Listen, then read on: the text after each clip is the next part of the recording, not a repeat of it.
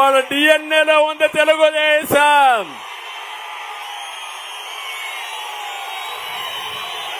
తెలుగుదేశానికి ఎవరైతే లాయల్ గా ఉంటారో అలాంటి వ్యక్తులకు ఇవ్వాలని అందులో మొదటుండే కుటుంబం నాయకుడు జై నాగేశ్వర రెడ్డి.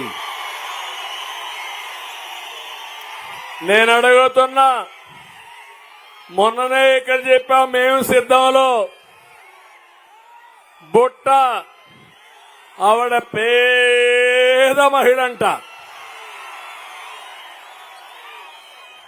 2014లో ఆవిడ ఆస్తి 250 కోట్లు. ఎన్నికల డిక్లరేషన్ లో ఇచ్చింది. ఇంకొక రామయ్య, ఆయన పాపం చాలా పేదవాడు. ఇంకో పక్క మంత్రాలయం ఉన్నాడు బహల్నాగిరెడ్డి, ఎక్కడొచ్చాడో నాకు తెలియదు. ఆయన కూడా పాపం ఇసుక మట్టి మంత్రాలయం దేవుణ్ణి కూడా మింగేసినటువంటి వ్యక్తి అతను, అవునా కాదా? ఆయన అమాయకుడు, చేతిలో ఏలు పెడితే కొరకను కూడా కొరికే తెలియదు ఆయనకి. ఇంకొక ఆయన ఉన్నాడు ఆదోన్లో, వలస పక్షి అనుంగ సోదరులు, మంత్రాలయం వాళ్లే, ఆదోని వాళ్లే, గుంతకల్ వాళ్లే.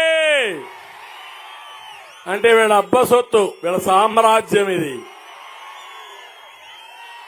నేను అడుగుతున్నా జగన్మోహన్ రెడ్డి సాయి ప్రతాప్ రెడ్డి ఎక్కడి నుంచి వచ్చాడా అని అడుగుతున్నా. ఒకప్పుడు వాళ్ళ నాన్న కూడా మన పార్టీనే 83లో. అక్కడి నుంచి మీరు చూస్తే ఊర్లు పంచుకున్నారు. ఒకప్పుడు మన వాళ్ళు ఉండేవాళ్ళు, యుద్ధాలు చేసి సామంతరాజును చంపేసి వీళ్లే రాజులైనట్టు, వీళ్ళబ్బ సొమ్ము అయినట్టు ఈ ప్రాంతాన్ని పంచుకున్నారు తమ్ముళ్ళు. అది నా బాధ. పత్తికొండ ఇంకొక ఆవిడ శ్రీదేవి, ఆవిడికి ఏమి ఆనవు, మొత్తం కాన్స్టిట్యున్సీ మింగేస్తే తప్ప. ఆవిడ కూడా చాలా పేదావిడ, పాపం ఏమీ చెయ్యలేదు. నోట్లో ఏలు పెడితే కూడా చప్పరిస్తుంది. జగన్మోహన్ రెడ్డి, మా కర్నూలు ప్రజానీకానికి ఏమీ తెలియదనుకుంటున్నావా నువ్వు? నీ ఆడే నాటకాలు తెలియవా అని అడుగుతున్నా. తెలుసుకున్నామని గట్టిగా చెప్పండి, చెప్పండి. ఎవరిది సామాజిక న్యాయం? మనదే వాళ్ళదే? ఎవరిది సామాజిక న్యాయం? రాష్ట్రంలో ఒకే వర్గానికి 48 సీట్లు ఇచ్చి నాది సామాజిక వర్గం అంటాడు. నీది కాదు సామాజిక న్యాయం, నీది కాదు సామాజిక విప్లవం. సామాజిక విప్లవం ప్రారంభించిన నాయకుడు నందమూరి తారక రామారావు గారు. పేదవాళ్ళని అన్ని వర్గాల నుంచి పైకి తీసుకొచ్చిన పార్టీ తెలుగుదేశం పార్టీ. భూస్వాముల పార్టీ, పెత్తందారుల పార్టీ, రౌడీల పార్టీ మీ పార్టీ. మీకు మాకు పోలికే లేదు. అందుకనే మీరందరూ చూస్తే ఈరోజు నేను ఒక బీసీ డిక్లరేషన్ తీసుకొచ్చాను. ఇక్కడుండే అందరికీ హామీ ఇస్తున్నా.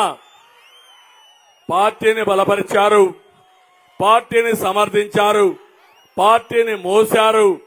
మీ రుణం రాబోయే 5 సంవత్సరాల్లో నేను తీసుకుంటానని మీ అందరికీ హామీ ఇస్తున్నా.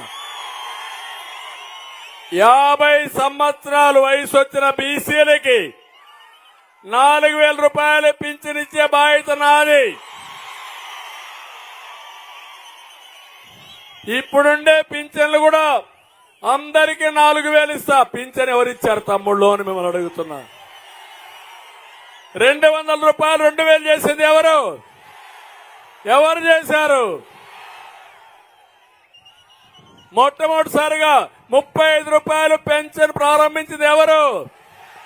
నందమూరి తారక రామారావు గారు. స్వర్గంలో ఉన్నాడు ఆయన. ఆయన ఒకసారి తలుచుకోవడం మన బాధ్యత అని మీ అందరికీ తెలియజేస్తున్నా. ఇంకొక విషయం చెప్తున్నాను. అందరి పింఛన్లు మొదటి తారీఖునే వాళ్ళ ఇంటి దగ్గర ఎలాంటి ఆంక్షలు లేకుండా 4,000 రూపాయలు ఇచ్చే బాధ్యత మాదని మీ అందరికీ హామీ ఇస్తున్నా. ఇప్పుడు ఎన్నికల కమిషన్ ఆన్లైన్ లో ఇమ్మన్నారు. కానీ ఒకటే నేను వాళ్ళు కూడా కోరుతున్నా, ఈ రోజు మీరు ఎన్నికల కమిషన్ కొంతమంది ఓటేయలేకపోతే అలాంటి వారికి ఇంటి దగ్గరికే పంపించి పోలింగ్ బూత్ పెట్టుకొని ఓటేయించుకుంటున్నారు. నా పేదవాళ్లు బయట రాలేరు, ఎండలు తీవ్రంగా ఉన్నాయి. అలాంటి వారికి బ్యాంకులో వేయకుండా వాలంటీర్లు కాకపోతే వేరే వాళ్ళని పెట్టి వాళ్ళ ఇంటి దగ్గరే పింఛన్లు ఇవ్వాల్సిందిగా ఎమ్మెల్యేలో డిమాండ్ చేస్తున్నా. వైఎస్ఆర్ కాంగ్రెస్ నాయకులు శవ రాజకీయాలు చేయొద్దండి. మేమెప్పుడు పేదవాళ్ల పక్షానే ఉంటాం. మీరెప్పుడు శవ రాజకీయాలు చేయడంలో శ్రద్ధ ఉంటుంది తప్ప నిజమైన సేవ అందించడం లేదని చెప్పి కూడా నేను మీకు తెలియజేస్తున్నా. అందుకని మీరందరూ కూడా చెప్పాలి, మన పార్టీ కూడా చెప్తాం, ఇంటి దగ్గరనే ఇవ్వాలని చెప్తాం, ఇచ్చే విధంగా కూడా ప్రయత్నం చేస్తామని మీ అందరికీ హామీ ఇస్తున్నా. ఎవరెన్ని చెప్పినా నమ్మద్దని కూడా కోరుతున్నా. భవిష్యత్ 5 ఏళ్లలో వెనుకబడిన వర్గాలకి 1,50,000 కోట్ల రూపాయలతో సబ్ ప్లాన్ తీసుకొస్తా.